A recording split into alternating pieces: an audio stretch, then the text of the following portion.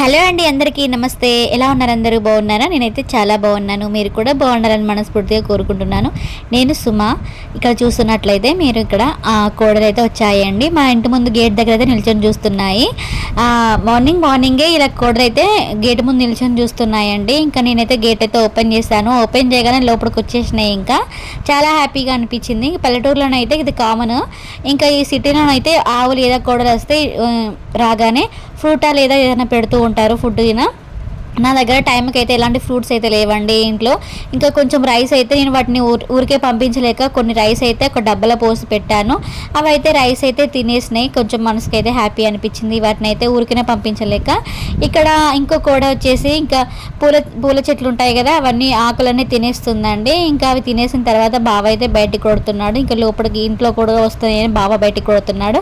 ఆ తర్వాత మా ఇంటి ముందు క్వార్టర్స్లోకి వెళ్ళి అక్కడ నిల్చొని చూస్తున్నాయి.